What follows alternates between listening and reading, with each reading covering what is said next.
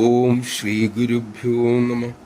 അമ്മ മിക്കവാറും പറയാറുണ്ട്, മക്കളെ, ആധ്യാത്മികം അറിഞ്ഞാൽ ജീവിതം ആഘോഷമാക്കി മാറ്റാം.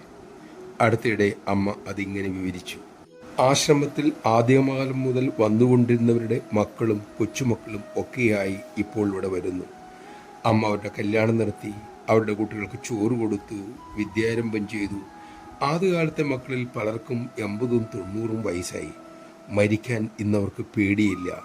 കാരണം അവരുടെ മനസ്സ് ഒട്ടി നിൽക്കുന്നത് ഭൗതികതയിലല്ല, ഈശ്വരിലാണ്. അവരുടെ മനസ്സിലുള്ളത് അമ്മയാണ്.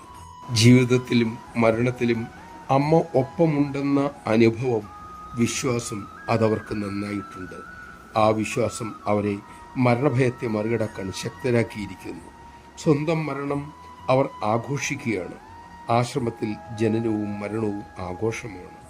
ആധ്യാത്മികം മനസ്സിലായാൽ എല്ലാം ആഘോഷമാണ് മക്കളെ. അമ്മയുടെ മക്കൾക്ക് ആനന്ദിക്കാൻ ബാഹ്യമായ ഒന്നിൻ്റെ സഹായമേ വേണ്ട. അത് സാധിക്കാൻ ബാഹ്യമായ ബന്ധങ്ങളെ വിച്ഛേദിക്കുക തന്നെ വേണം. ബന്ധം ഈശ്വരനോട് മാത്രം മതി. നമഃശിവായ. ഈശ്വരനോട്, അമ്മയോട് മാത്രമായിരിക്കട്ടെ നമ്മുടെ സംഘം. ബാഹ്യവസ്തുക്കളുടെ നിസ്സാരത, നൈമിഷികത മനസ്സിലാക്കി നിത്യമായതിനെ, അമ്മയെ ഹൃദയത്തിൽ കുടിയിരുത്താൻ നമുക്ക് ഓരോരുത്തർക്കും സാധിക്കട്ടെ.